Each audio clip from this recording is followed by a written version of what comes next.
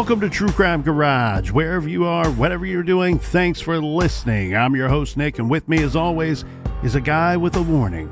Don't look now, but there's something crawling in your kitchen sink. Here is the captain. Yeah, it's hairy, scary, and long. It's good to be seen and good to see you. Thanks for listening. Thanks for telling a friend. We still have some Hair Raiser in the old garage fridge. Hair Raiser is a double IPA from the good folks over at Exhibit A Brewing in Framingham, Massachusetts. Hair Raiser features plenty of hops, starting with a good batch of Galaxy hops and smoothed out quite nicely by delicious flavors of tropical fruit. Garage grade 4 out of 5 bottle caps. And let's give some cheers to our friends for helping us fill up the old garage fridge. First up, a big We Like Your Jib goes out to Charlie from Santiago, California. And last but certainly not least, we have a long distance cheers to Patty in Worthing, UK. Everyone we mentioned, they went to truecrimegarage.com and helped us out with this week's beer fund. Yeah, BWERUN beer run. If you would like to get your earballs spanked, sign up for our bonus content through Patreon or the Apple Podcast app. Or if you would like to listen to any of the first edition of Off the Record, do so by following us on the YouTubes. All the kids are doing it. And that's enough of the business. All right, everybody, gather around, grab a chair, grab a beer. Let's talk some true crime.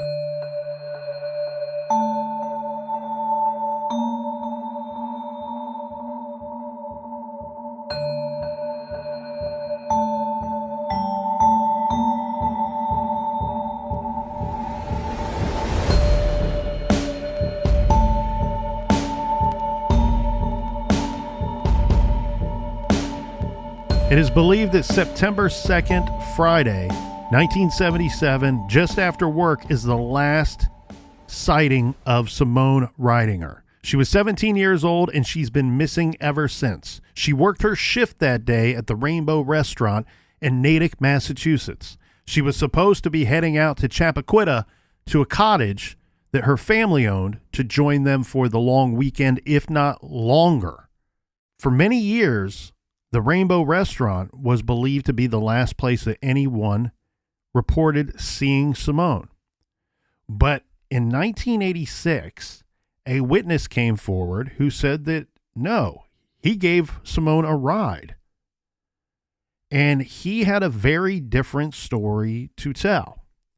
Now, this man doesn't just walk into the police station and give this information willy-nilly. No, what happened was, we talked about yesterday how the Sherborn Police Department over the years continued to go to the media to channel the public to get information in Simone's case. So what takes place here in 1986, Captain, is that they had just did a story in the newspaper that came out the day before. So this man walks into the police department and says, I have some information for you. Right.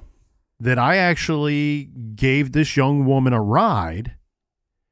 And what prompted him to come into the police department was he saying, look, I was unaware that this was a case, that this was something that was of importance until I read the newspaper article yesterday in my paper.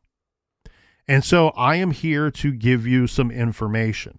Now, what's really interesting about this, okay, so this is there's some weird things here. Yeah, let's get into it. Let's get weird. Yeah, we're going to get very weird because what happens here is this is like a tight rope moment, I believe, in this case. So you got to walk this fine line.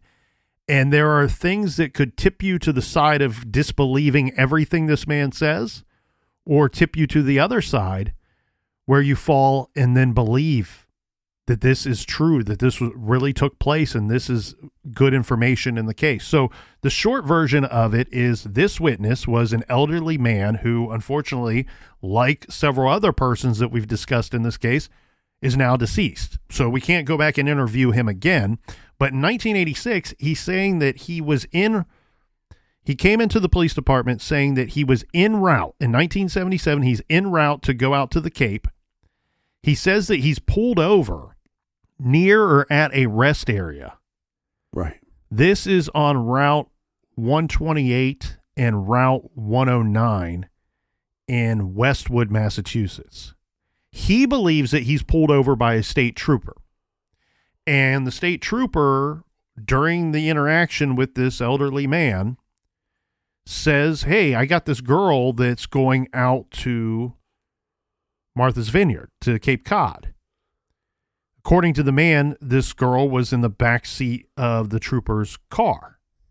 And he says, look, could you give her a ride the rest of the way? To which this older gentleman says, sure, no problem. So he says that this girl gets in his car. They talk quite a bit while they're traveling together. A lot of chit chat. They figure out that they're roughly from about the same area. They don't know each other prior to this ride. But this witness says that he dropped Simone, the person he believes to be Simone Ridinger, that he drops her off at Hyannis near the airport, saying that he last saw her walking towards a nearby restaurant. There were 2 restaurants in that area at the time, one a Howard Johnson's and 2 a Ground Round. Both tasty treats. The problem here, though, is, Captain, this witness's account has not been confirmed. I got a couple questions, though, right? He's coming forward 9 years later. It's a long time. And so he would have been 79 at the time that he came to the police department, and he would have been 70 at the time that he gave this young person a ride, if in fact he did. Right. So many questions. One, did law enforcement pick up hitchhikers? Like, I didn't know if that's a thing. I mean, I know sometimes I've known local police officers that have like seen somebody that like walks to work at the local Wendy's, and they might go, hey, I'm heading that way. You want me to give you a ride? But for a state trooper just to pick up a hitchhiker, she's young and she's attractive, so I guess there's a possibility. So that's confusing, but it's also confusing to me. Why would the trooper put this 17-year-old basically into the custody of this elderly man that he's pulling over? It doesn't make a lot of sense. No, it doesn't make sense. The thing here is, I know I gave out a couple different routes and whatnot, but primarily this would be 95 that this man would have been traveling on. And what's interesting, though, is, again, he would have lived only a handful of miles away from where Simone Ridinger lived. So it's not out of the question that he would be traveling in the same direction, because we know he's going to roughly the same general location that she intends to go to. However, they're not going close enough to one another that she would ride with him for the entirety. She needs to get off at some point and go her own way. So that makes some sense in what is his purpose for his travels. Apparently he's has a hobby of working and restoring clocks. Yeah. And so he was traveling out there to pick up some parts, some clock parts, and says that, I got pulled over, and then I wasn't looking to pick up a hitchhiker, but the officer asked me if I would drive this girl closer to where I was headed. And I said, sure, no problem. Now, back to what you're talking about here, Captain. I think it's actually very common, not for an officer to hand a civilian over to another civilian, but I would think that it's rather common that if a police officer, especially a state trooper, somebody that's primarily working the freeways and the highways, in most jurisdictions, in most states, it's illegal for pedestrians to be walking near the freeways and the highways. Right. And so those persons are going to get picked up. They're likely not going to get charged with anything. Depending on how nice or not nice your officer is, you might get a ticket. But I would believe that if let's pretend that she did hitchhike and made her way somewhat to her destination, right? At some point, maybe it's fair to make the assumption that maybe she traveled a distance and got dropped off by another ride that she hitched. And maybe an officer spotted her walking and says, this can't happen. I got to get her off of the freeway here. Travels some distance, gets to talking to this old man and says, she's not done anything wrong. Maybe this old guy didn't really do anything wrong. Hey, you're both going the same way. He's an old dude. Maybe he seems well enough and good enough. Maybe I'll hand her off. The problem becomes Sherborn Police cannot find any record of an officer picking up Simone Ridinger or picking up a pedestrian, cannot find any report of the traffic stop, because that's the part of his story that what happened to that traffic stop? He says he was pulled over. He's not pulled over to give this girl a ride. The officer wouldn't know where this guy's going. No. He's pulled over for some kind of violation. Now, is it, hey, your tail light's out, but hey, if you do me a solid and take this girl down the road a little bit for me, we can just forget about it. So I want to know what happened to that traffic violation. The other thing, but here's the thing, like, as unbelievable as this story seems, he gives a description of the person that he tells police. Now, I don't believe at any time does he ever say, she told me her name was Simone. She told me her name was Simone Ridinger. Right. I don't think that that's what happened when he reports this. But the thing that makes it so you cannot completely dismiss this as a possibility is the description of the clothes. So he gives the description of the clothes saying that she was wearing blue jeans with rips and patches, a white t-shirt, sneakers, and she was carrying a gray duffel bag. Well, What's interesting about him giving this description in 1986, the police don't have this description yet. Forget about the media or the public. That clothing description's not been released to anybody and never was released once they get this information from the old man. They don't release this description until after talking to those two waitresses years later. Yeah, and when new detectives come on this case, obviously they'd love to talk to this individual because he's the last known person to see her alive. So he becomes a suspect in a way, but I don't think this guy had any criminal history.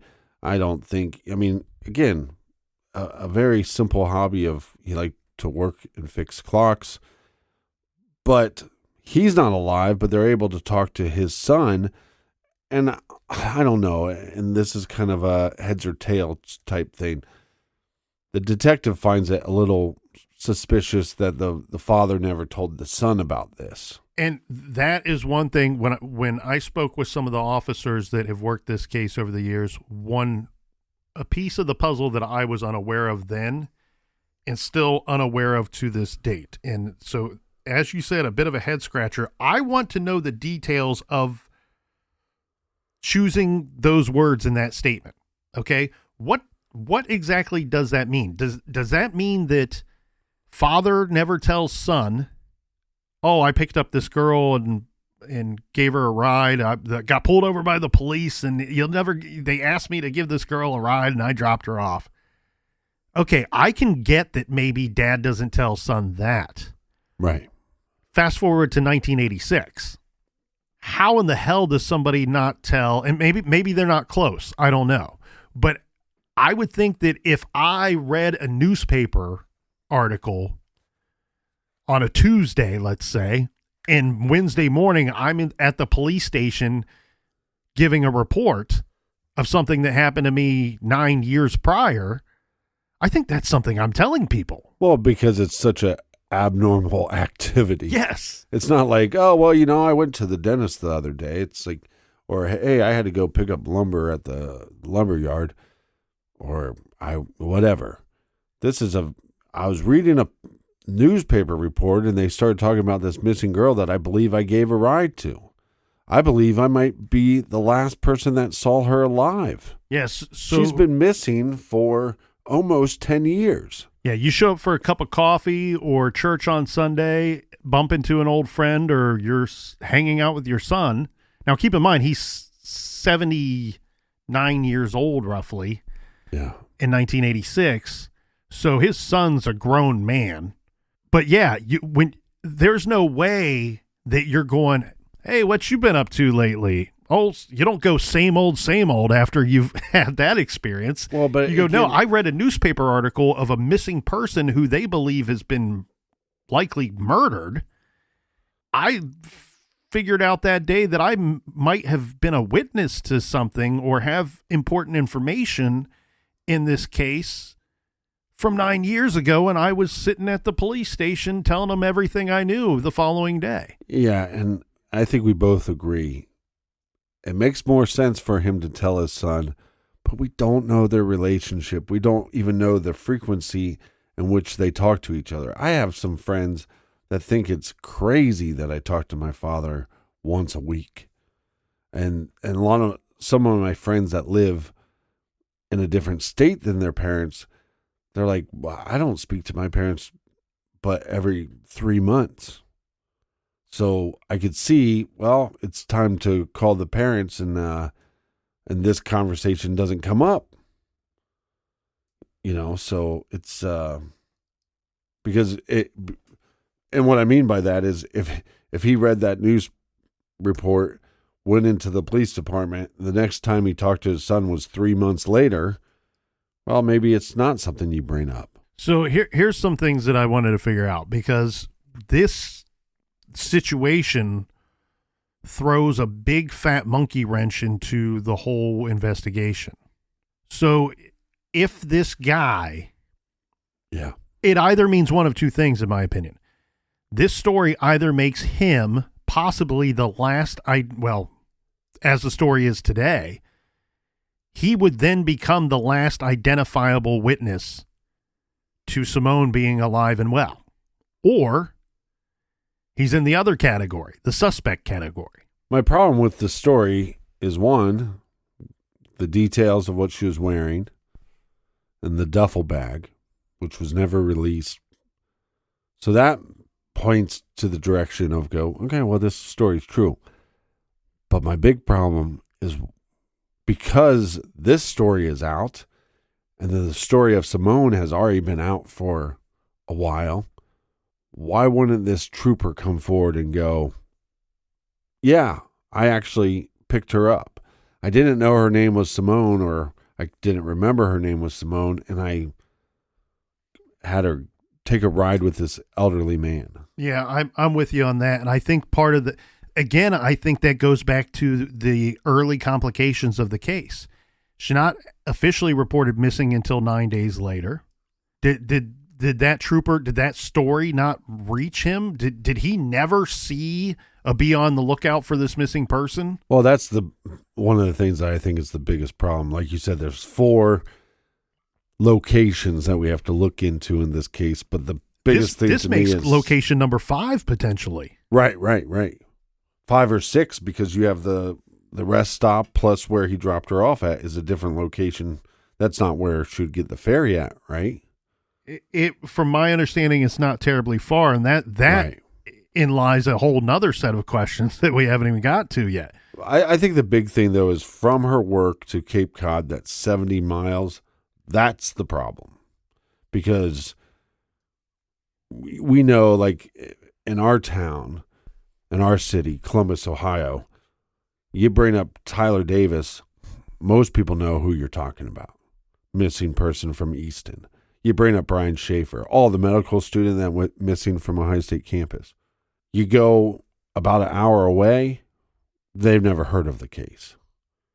So I think that 70-mile distance between the restaurant and Cape Cod, that becomes a huge issue on why this case isn't solved. Well, so here's some other problems, right? The reports of the clothing, I mean, he couldn't have made that up. You know what I mean? It doesn't mean that it's Simone, but he couldn't have read the prior newspaper reports and gave this description. Because this is not information that was public knowledge at the time. In fact, he's the first one reporting that she's wearing something different, and you have to wonder, Keep in mind, they've still not interviewed any of the waitresses at this time. This information, after speaking to him, does not go out to the public either. So when you interview these waitresses years and years later, and they're giving a different description of clothing than what was always reported, and now it matches what this old dude told you in 1986, that, one, really causes some alarm bells to go off. But two, he wouldn't have got this information from anywhere else. Now, look, Sherborn Police, they've done their due diligence on this. They went to the state police, to the state troopers, and they tried to track down any reports that would lead them to, they're trying to verify this story. Is this story truth or a lie? Because if he's lying, then why is he lying? Right.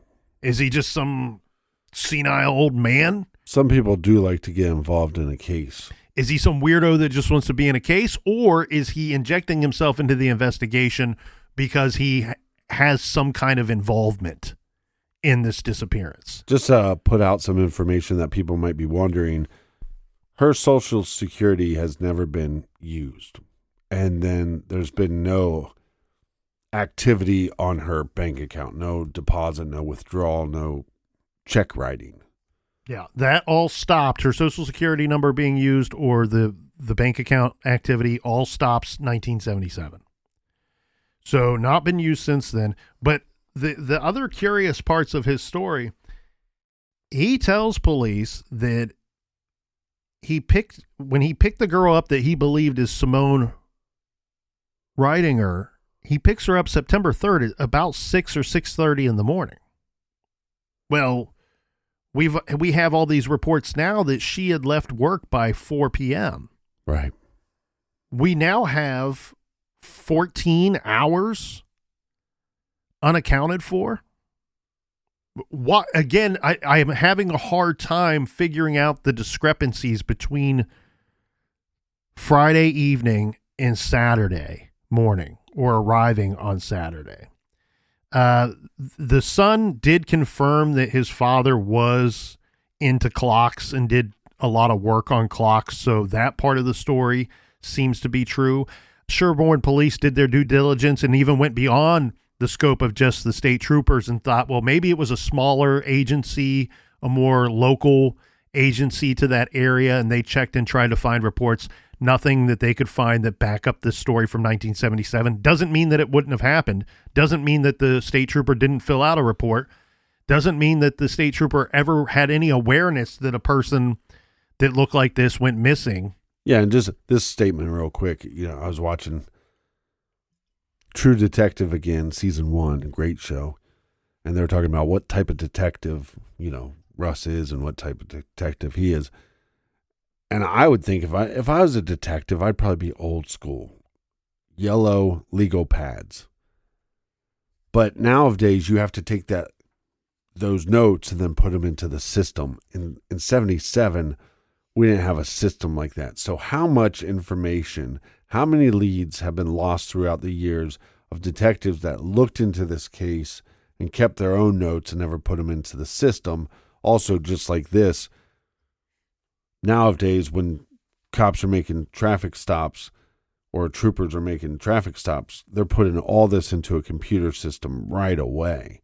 I mean, even once they're able to say, at this time, this officer looked up this person's license plate number. We don't have that information, and that's another frustrating thing about this case. I'm hoping that they were able to check like other Labor Day weekend years, maybe the year before, the year after. Could this old guy just have picked somebody else up? Right. And he is telling the truth, but it wasn't Simone. The thing that's interesting to me, though, and scary. Okay, so there's, again, it's the tightrope. The thing that's interesting to me that I think is fair, I believe that probably a 70-year-old man would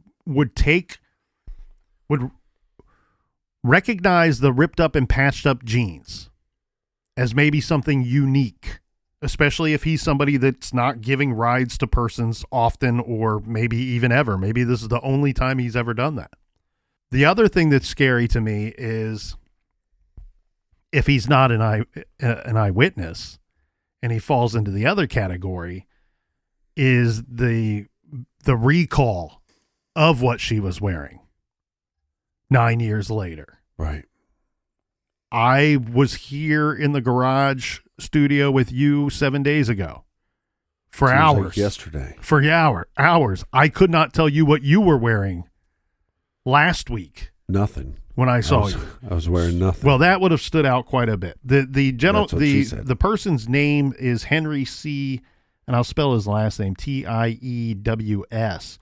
So he, like we said, he has since passed away. And well, here's the thing, and not to interrupt you, but we have these descriptions, and the problem is they're loose descriptions of this jewelry. We weren't able to interview this eyewitness, quote unquote eyewitness, but we're able to talk to his son. It'd be interesting to talk to his son and go, you ever see any of these items? Because I could see some of the, like maybe these, the spoon bracelets or this silver necklace with some turquoise on it. I could see that being taken as a trophy. well, the other problem that this air quotes witness presents is the suspects. So police have suspicions of what may have happened to Simone, and most of that all involves something very near where she worked and lived. If this guy's story is true and it was Simone that he drove for some distance that day, and if he dropped her off as he said he did, well, then that takes Simone out of the area, and now those suspicions don't hold water. So I feel like this guy, when we say throws a monkey wrench into this investigation, I think big time, because you sit here and you go, okay, we're now tasked with some kind of problem. Yes, we can have our investigation and continue as we are, but then we always have this little nagging thing over here about this guy who may have given her a ride that takes away from all of the other things that we found in our investigation, which are all things very close to where she lived and worked.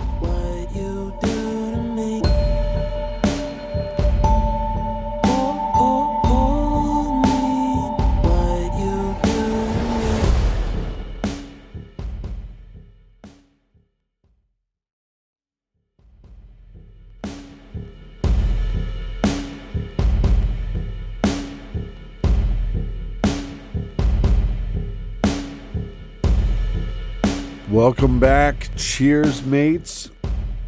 What do you say? Tall cans in the air? Power to the people, tall cans in the air. Cheers to the people in the back. Cheers to you, Colonel.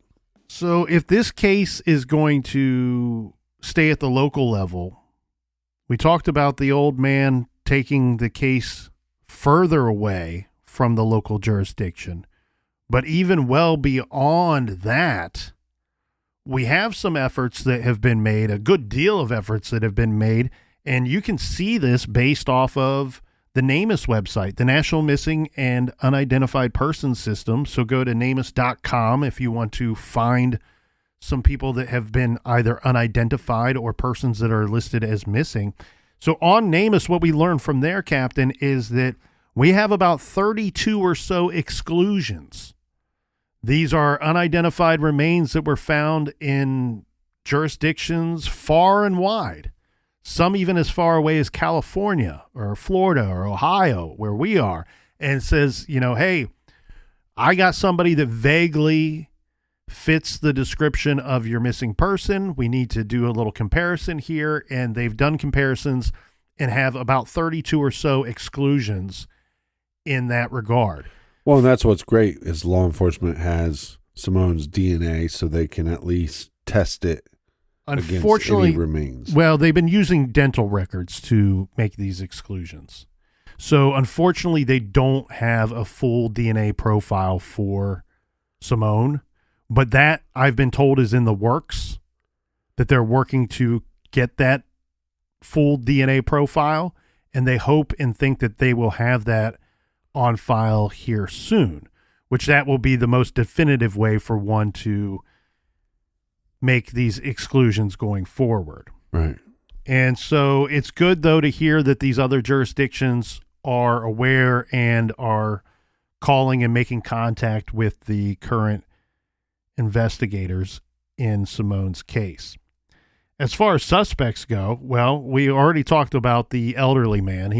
He can only fall into one of three categories: identifiable witness, suspect, or his story is true, but it's just a misidentification on his part. It wasn't Simone. He picked somebody else up either on that day or even at another date entirely. But there still remain some other suspects in this case. Now, we want to focus in on potential relationships. So there was a relationship that Simone was having with an older man at the time of her disappearance. This man has been looked at and actually was cleared very early on in this investigation. And he's cleared because, well, frankly, it would be impossible for him to have direct involvement in her disappearance as he was locked up at the time. Right. And this is interesting, too, because Simone would go and visit him at the corrections facility. Again, from my understanding, the limited information I know or been told about this relationship is that it was kind of an on-again, off-again relationship. I don't know this individual's name. I do know that he was older than Simone.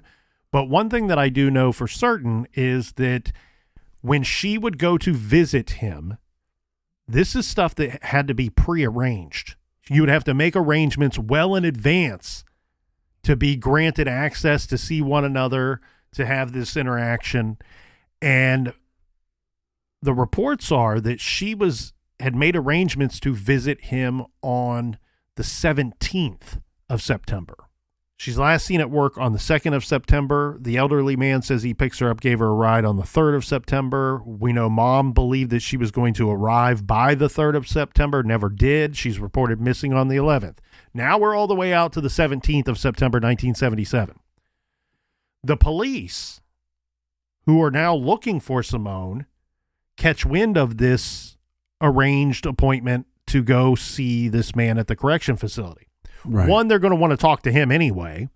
But two, they really just want to find Simone. And I think everybody's working and should be working under the premise that she's probably alive and just out doing her thing, or maybe she ran off somewhere, whatever. This is still early on in the investigation.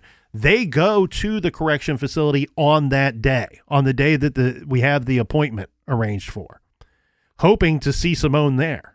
They don't see Simone there, obviously. They interview this guy there. That's when they get the records. They do all their checking and find out that, nope, on the 2nd and the 3rd, he was still where he is today in this corrections facility. So we have the elderly man, quote-unquote eyewitness, that gave her a ride. We have the boyfriend, but he's locked up. Do we have other suspects in this case? We do. So there is a person that is regarded as a creepy regular at the restaurant.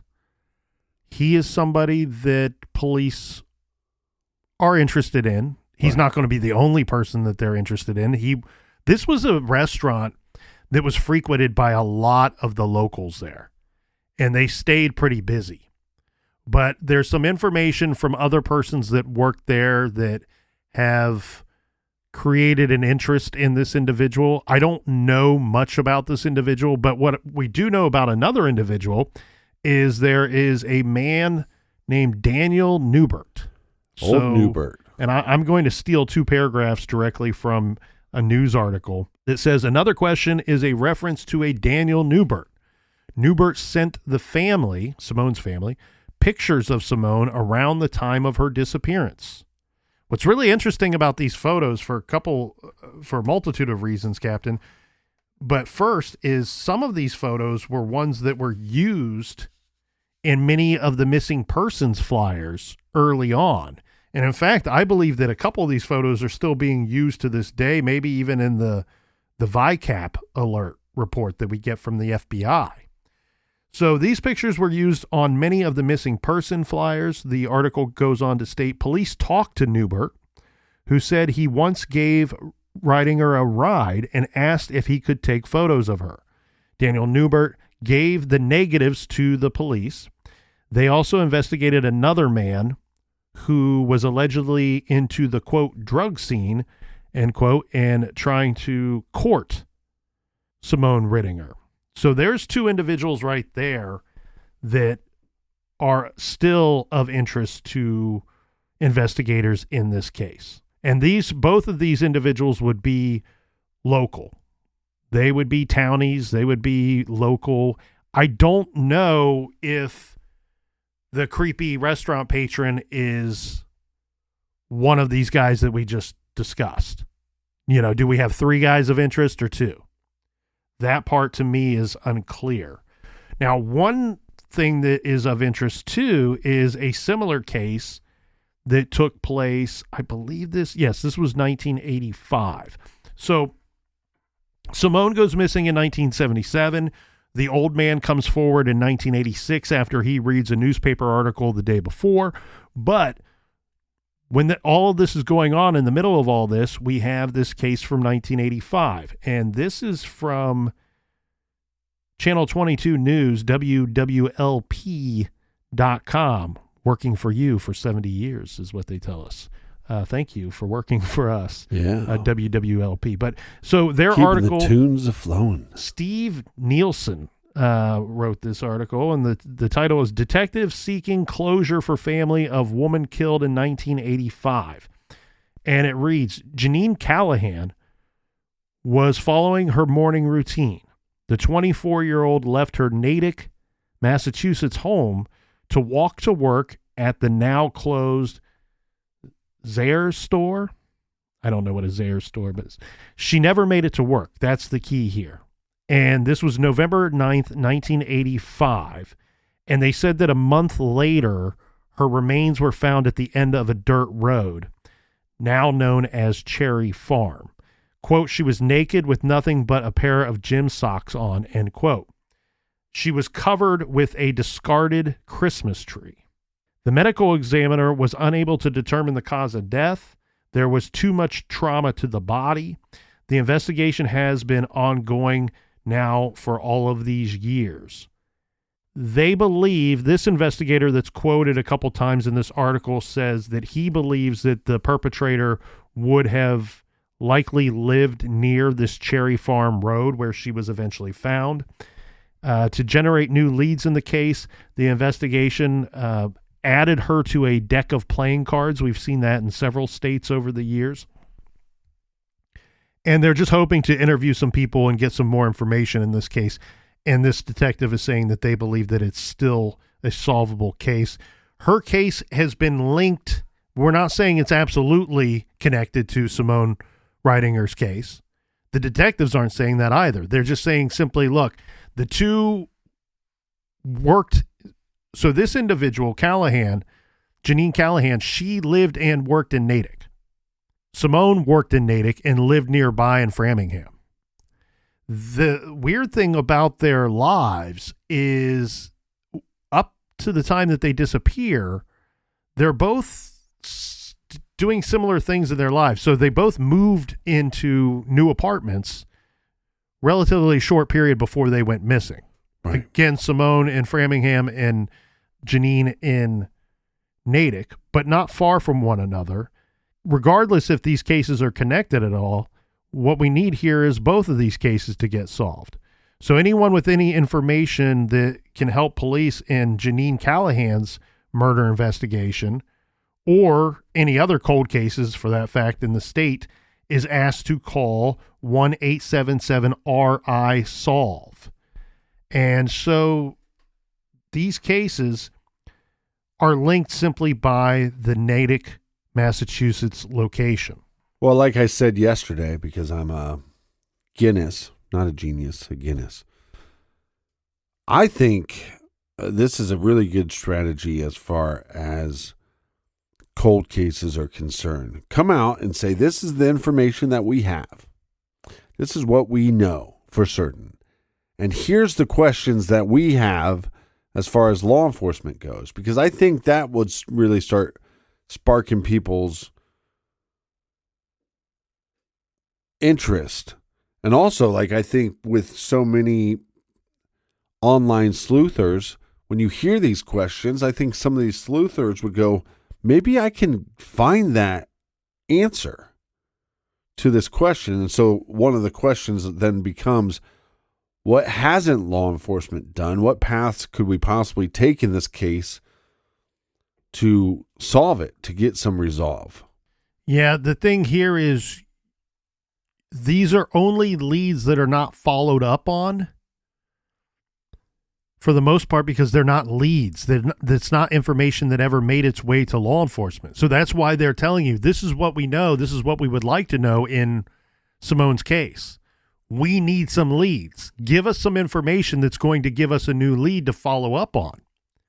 And that's why I think it's so incredible and important that people keep their earballs completely open when we say that the Sherborn Police Department is saying they're not asking for information in her disappearance. They're not asking for information in her murder. They're not simply asking for information about a potential suspect. They're asking for any and all information regarding Simone. Right.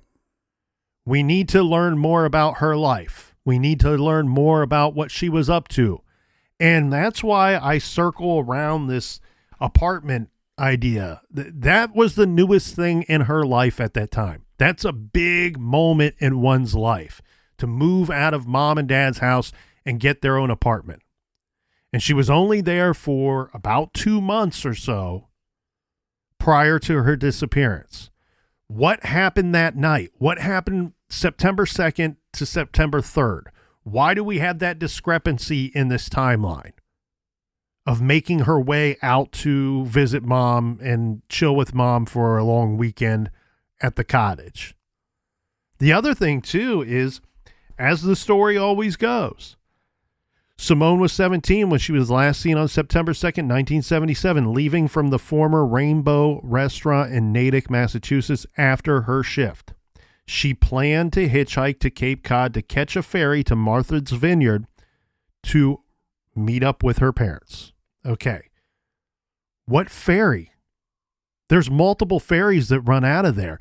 And all of the old newspaper reports, they reference Woods Hole, that would be where she was going to go to pick up the ferry to get to her final destination, which we've always been told that the final destination was Chappaquiddick. And the Chappaquiddick area is where the cottage is located. Okay, there's 2 ferries that run out of Woods Hole. So that's certainly a possibility. Right. The problem is that is not, neither of those ferries get her the closest to Chappaquiddick. There's another ferry that runs out of a completely different area that would get her much closer to her final destination. So why isn't that location ever referenced as where she was headed? There's just a lot missing from this story. There's a lot of information that's missing from this case. And that is why police are asking anyone with any information at all to get involved. If you knew that she hated gym class, give them a call. Right. If you believe that you lived in that apartment building with her for any period of time, give them a call. Yeah. Did you know about, did you work with her, or were you friends with her and knew that she had a crush on somebody? Give them a call. And as far as I'm concerned, the way that this case gets solved, first off, you have the obvious. If we can find her remains, right, that's going to set up a whole different set of circumstances for this investigation. There will be evidence, other evidence that will come along with that finding. That will generate new leads for the investigators in this case. The other thing, too, is I keep going back to this apartment, man. I can't shake it that police seem to know damn near nothing about this apartment, other than the address is 229 Linden Street, Framingham. That's the address that I was given. Is there any solid paperwork or anything that backs up that was the actual apartment? Was she in apartment A or B or 101? Was there an apartment number that's supposed to accompany this address? The reason why I keep going back to that, Captain, is a couple of things. Because you're nuts. A rent was due at some point. Uh-huh. And when rent wasn't collected, who do we call? We know Mom helped her find the apartment. When she goes missing, did anybody ever go to the apartment and collect all of her belongings? She goes missing. We're told time and time again she's last seen September 2nd. Did she pay September's rent before leaving? When was that due? Was it first month, last month situation? Anytime there's money involved, there's usually some kind of trail, some kind of paper trail. Here, there seems to be no trail. The trail is non-existent. There should be some more information regarding this apartment, and I cannot help but believe that because there's so many questions that start at ground zero, which is her apartment and her work, that this has got to be something very local. Very local here. And here we are in the garage with yet another case, just hoping and praying that with some information that we've been able to throw out and a lot of speculation that we've been able to throw out, that it generates more interest in this case and could potentially generate some tips.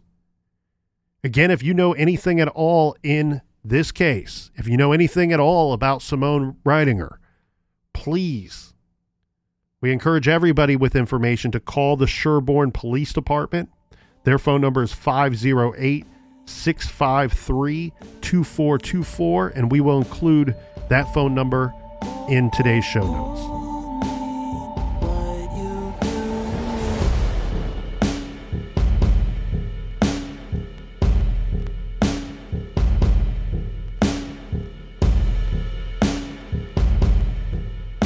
I want to thank everybody for joining us here in the garage and sharing these cases on social media. Colonel, do we have any recommended reading? This week, Captain, we are recommending Catch the Sparrow, A Search for a Sister and the Truth of Her Murder by Rachel Rear. Catch the Sparrow is the gripping story of a young woman's murder, unsolved for over 2 decades, brilliantly investigated and reconstructed by her stepsister. Growing up, Rachel Rear knew the story of Stephanie Kopchetsky's disappearance. The beautiful violinist and teacher had fled an abusive relationship on Martha's Vineyard and made a new start for herself near Rochester, New York. And then one morning, she was gone. Check out Catch the Sparrow. You can find that great title and many more other recommendations on our recommended page on our website, truecrimegarage.com. Join us back here in the garage next week. And until then, be good, be kind, and don't litter.